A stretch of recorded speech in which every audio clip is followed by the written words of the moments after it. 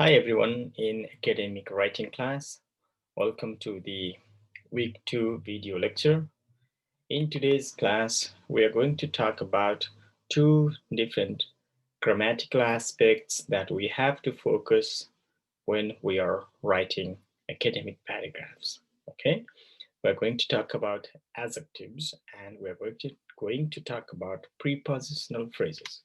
So first, let's begin with how to use adjectives effectively in writing. So this content of the lesson is starting from page 120 in your textbook. We have to use adjectives and prepositional phrases effectively in writing, especially writing descriptive paragraphs, so that our paragraphs become clear and effectively it communicates the ideas that you want to express to your readers. Okay, let's begin. Using adjectives effectively. First, you all know adjectives are the words that we use to describe nouns and pronouns. Okay, for example, a tall boy. Okay, that's tall is an adjective. Adjectives answer the questions, especially what kind of things, which one, how many, or how much. These kind of questions could be answered by using adjectives. Let's look at this one. What kind? For example, what kind of car? The old car. What kind of window? Broken window. So the old car has broken window. In this sentence, these two expressions are coming to describe, use the pen maybe here.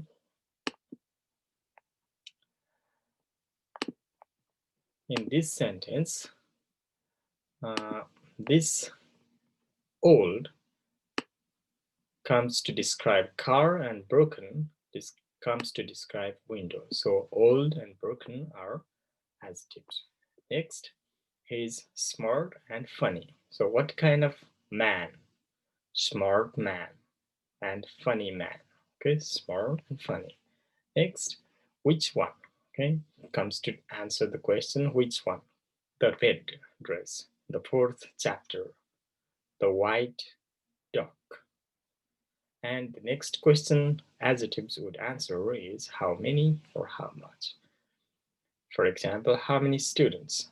5 students. How much homework do you have? Not much homework or a lot of homework. So how many and how much also is answered by adjectives. Let's go to the next part. This is from your textbook, page number 121. How to use effectively, how to use adjectives effectively. So I'm going to go over very quickly over page 121 in different parts. Number one, adjectives come in front of nouns, not after them. Okay, they always come in front of noun, before noun. For example, the talented young musicians. So both of these are adjectives. We'll talk about them in a while. But talented musicians are young musicians. So here musician is the noun. The adjectives comes before. Number two, adjectives can also follow linking verbs. Okay, when we have linking verbs, for example, be, seem, look, smell, taste, and feel, and there are more. So after linking verbs, adjectives can come after them. For example, the children are happy. You seem sad. Brides always look beautiful. Or you can still also say, oh, you look happy today. Okay, so there are some more examples. And next, number three is adjectives have only one form. Okay, in other words, we make a mistake sometimes by using adjectives in plural. Don't use plural. Okay, for example, a terrible storm or terrible storms, not terribles. Terribles is not good. Okay, adjectives cannot be in fukusuke, no plural. Same thing, cute children, not cute children. Okay. Number 4, a compound adjective is two or more words that function as an adjective. It's compound, okay? Two words working together. A compound adjective often has a hyphen or hyphens between its parts. For example, 1 hour drive. So that's a compound adjective. Part-time job. Reddish gold sunset. So two words combined together to make an adjective. So when you write, remember to use hyphens. This is hyphen, the line in between for compound adjectives.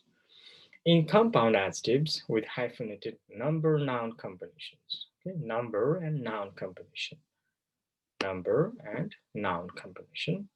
The noun is always singular, okay? Noun always becomes singular. For example, a $5 bill. So number is 5, noun is dollar. It cannot be $5, no, okay? The noun in a number and noun compound adjectives, it never goes to be plural. You might think, okay, 5, so dollars. No, it's a hyphenated combined adjectives, okay? Compound adjectives, so don't use plural. Same here, 2-year-old or 6 foot high. And number 6, some nouns can also function as adjective. For example, the English book. English is a noun, but what kind of book is English book? What type of ball is tennis ball? Okay, what kind of store? A shoe store. So those are nouns, but they work as adjectives. The Japanese students, same thing. Okay. Number 7, proper adjectives. For example, adjectives referring to nationalities, languages, places, and things like that. They have to be capitalized. For example, an Egyptian custom. Maybe in the previous slide you have right over there, the Japanese student. It has to be capitalized because they are proper adjectives. Same as proper noun, you have to capitalize them. Past, present, and past participles can be used as adjectives, okay? Look at this. These are verbs, actually. A boring class, but this is present participle. 現在進行形 and past participle, maybe 過去形. Those type of verbs can be used as adjectives. A boring class, cooking class, breaking news, swimming pool. Those are present participles. Bored students, cooked meal, broken heart, the stolen money, okay? Or the lost property, something like that. You can use verbs, two forms, present participle and past participle, as adjectives. Remember that when you do your writing. Now let's look at two types of adjectives. We are going to discuss page 123 of your textbook. We start from 123. There are two types, cumulative and coordinate adjectives. Cumulative means many words. Let's talk that here. Cumulative adjectives. They build upon each other to describe a noun. Okay, you have different words come together, like multiple adjectives come together to describe one noun. Okay, that's why it is called cumulative. Another is they are not random. It has to follow a specific order, okay? Specific order. One has to come before, next, next, next. It has always decided order. And in case if we change that order, if we switch, the sentence does not make sense. If we change if you bring the second adjective to the first position, the sentence does not make sense. And what's the order? Let's look at these. The order is, if you are using these type of adjectives, if you are using quantity, always that has to come first. Next would be opinion adjective, then appearance, then origin or nationality, material, kind, use, purpose. It has to go this way, okay? This way. This is the structure, order of using cumulative adjectives. For example, if you're describing something using all of these 1 to 6, start from up there, use the next one, use the next one, next. You can continue from top to bottom. For example, let's use 2 beautiful old Asian gold, sorry, not gold, let's say,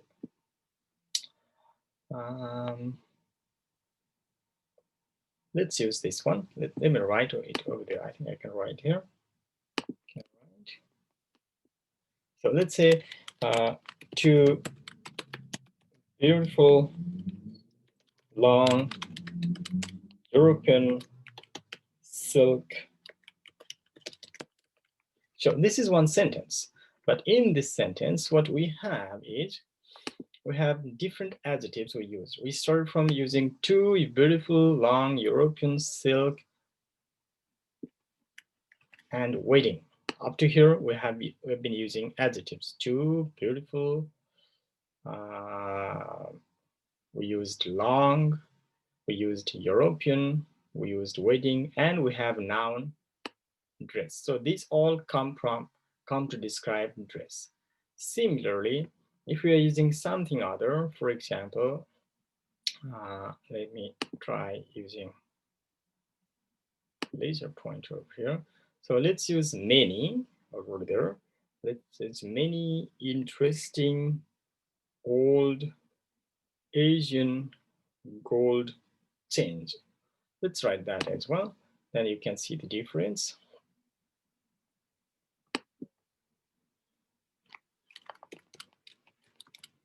Many, what did I say? Many interesting old Asian. So in this sentence also, these all adjectives come to describe the change, okay? But if you change the order of the adjective, for example, let's say Asian many, that sounds terrible, okay? In other words, when we are working on cumulative adjectives, follow this order. If you're using more, use this order. But in this order, we have 6 groups, okay? 6 groups. You don't have to use all of them in your writing. Try to use 3. If there are too many, like this one we have, that does not look good, okay? If you have too many, doesn't look good either. Like this, it's not good either, okay? So remember to use about 3 or something. Let's go to the next part. Next part is coordinate adjective. Let me clear the drawings. So coordinate adjectives is something different. It can go before a noun or after a linking verb that we talked about in the previous slide also. And coordinate adjectives can go in any order, okay? You don't have to have fixed these and these and these. You can put any order in any orders. It's your choice, writer's preference. Coordinate adjectives are separated with commas, and they are descriptive words. So this is also that they describe the same noun. Okay, let's look at some examples. Coordinate adjectives can go before a noun or after a linking verb. You can write coordinate adjectives in any order, and you can separate them from each other with commas. Also, when coordinate adjectives come before a noun, you may put the word and before the last one, okay? When the coordinate adjective comes before a noun, you can use and, but it is optional. For example, a hungry, cold, wet dog. So here is dog is our noun, and these 3 are coordinate adjectives that describe the noun. A hungry, cold, wet dog sat outside our front door. But optional is you can write a wet, cold, and hungry dog. So before the last adjective, you can put and. It's not compulsory. It's your choice. But when 2 or more coordinate adjectives come after a linking verb, then you must put and before the last one. For example, The dog was hungry, wet, and cold. So here you have verb and the adjectives come after the verb. In that case, you have to put and before the last adjective. So keep this idea in your mind while you're doing your writing practice. Okay, good. Now let's look at the second part of our class today. The second part we're going to talk about is using prepositional phrases in writing. Okay, preposition. So by this talking about adjectives, we describe things in detail. But by understanding prepositional phrases, we can write when we write our paragraphs, we can write in a way that we can describe the location clearly. Okay, always prepositions come to describe the position of the items you talk about. Okay, nouns or noun phrases. So what are prepositional phrases? It's a preposition usually combined with a noun or noun phrase. For example, in the house. So house is noun, the house is noun phrase, and it is combined with in. That's a prepositional phrase. At 6 o'clock, in the middle of a room, at midnight, or after the university. For example, the president of the university, or the boy in the blue shirt. I have a blue shirt too. So these are some examples. Let's study some more about these. Some types of prepositional phrases. Okay. Let's quickly look at this. This is from your textbook on page 127. So prepositional phrases of place. So one type of prepositional phrase is they talk about place. They come to answer the question where. For example, where is the pen? Okay. Where is the cat? It's next to the window. So these are useful in space order paragraphs. So you have to show the location of subjects in description. For example, if you want to describe your room, it's very useful for you. On the desk, next to the window, under the bed, in front of the house. So these are prepositional phrases, all of these, okay? They used to describe location. So they are related to place. The next one we're going to talk about is prepositional phrases that describe time. They come to answer the question when. When did you go there? Okay. When did you eat your breakfast? When did you do something? So you can answer, you can use these in how to paragraphs. Maybe when you want to describe how to make sushi, then you can use like this before, at the beginning, do this. Okay. So these are some of the examples at the beginning, after that, after class, before the test, upon arrival. Please study these from your textbook on page 127 if you want to review more. Next part is prepositional phrases of position. Position means something you have, you hold, okay? And that is no is position. To answer whose, for example, whose father? The father of the bride. Or whose name?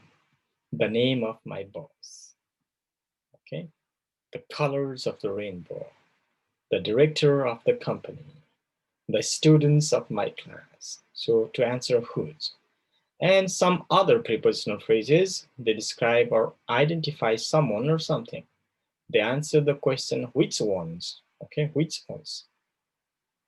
For example, which one is your friend? You can say, oh, that's the boy with the red hair. Okay, a glass of water, the men in the blue uniform, or the students from Ecuador. So this is which ones, or which one, or which ones to describe somebody or something. We use these type of prepositional phrases. Okay, so please keep these type of structures in mind, and when you write your paragraphs, please use them. Now, next thing we're going to talk today is how to use prepositional phrases to bring changes in your writing. So this is from page 129 of your textbook, using prepositional phrases to vary sentence beginnings. to make changes, okay, to start sentence beginnings in different styles. A paragraph in which every sentence follows the same subject verb object pattern can be boring, okay? All time you have SBO pattern, SBO pattern, gets boring. So one way to make differences, to vary and improve your writing is to start some of your sentences with prepositional phrases of time and place, but not always, okay? Sometimes you can make changes, okay? So you have SVO pattern, SVO pattern, SVO pattern, and then change, a variation. When you do this, you should put a comma after the opening prepositional phrase, okay? Remember to put comma if you use prepositional phrase in the beginning. For example, this is usual pattern. Usual pattern is regular pattern. Oh, I missed that. I cannot do that. Okay. Regular pattern is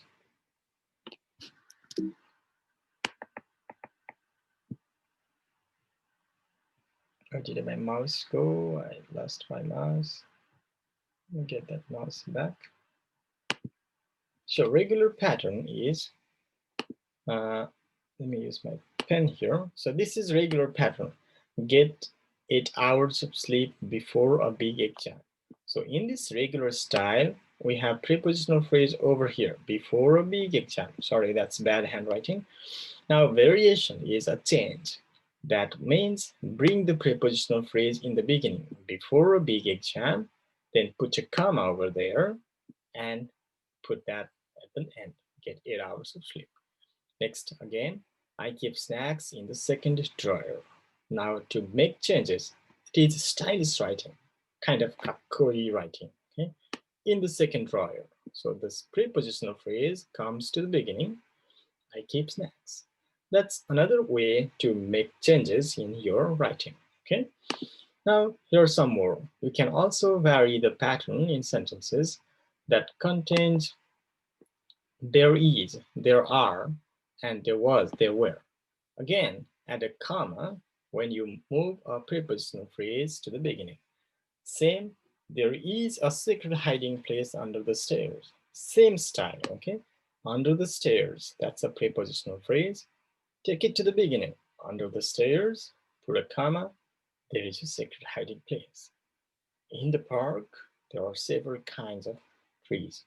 In my class, there are 23 students. Usual would be there are 23 students in my class. Now the prepositional phrase I bring in the beginning, in my class, there are 23 students. So that's a difference, okay?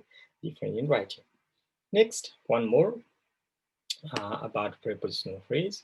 Sometimes the subject of a sentence can just change places with a prepositional phrase of place. This is possible when the sentence contains a subject, an intransitive verb, that means a verb that has no object, and a prepositional phrase of place. In this case, you don't have to add a comma when you start with the prepositional phrase, okay? Usual pattern is a comfortable chair is in the corner. Now, there in the corner is a comfortable chair. So S, B, and this is prepositional phrase. It comes in the beginning, verb, and a comfortable chair. Okay. Same style for next one. A picture of Beethoven hangs above her piano. Above her piano hangs a picture of Beethoven. Okay. When you have a verb that has no object, okay, intransitive verb. In that case, you don't need a comma, but mostly you need a comma like this, okay? By this, we come to the end of today's lesson. Now, there is an assignment for you because this week is writing week. So your assignment is choose one of the topics below. From this, we have topic suggestions or decide your own topic. So if you don't like any of these topics, you can choose your own topic and write a descriptive paragraph, okay? Write a descriptive paragraph. When you write your paragraph, it needs to be about 150 words. And remember to use the various adjectives and prepositional phrases we studied in today's lesson. So your assignment is from page 133 of your textbook. In page Hakusan of your textbook, you have these topics. So your classroom, the student cafeteria, your favorite room in your house, your grandmother's kitchen, or your dream house could be a good topic, a beach at sunset. So in other words, these all topics need a description. So please write a good descriptive paragraph and submit your paragraphs by email to me. You all have my email, and this video is available on YouTube, and the link to YouTube is on my talk. So you're watching the video, so that doesn't make sense. So that's all for today. Stay healthy. It's getting cold outside. Stay warm. Take care of yourself. And that's all for today. So goodbye.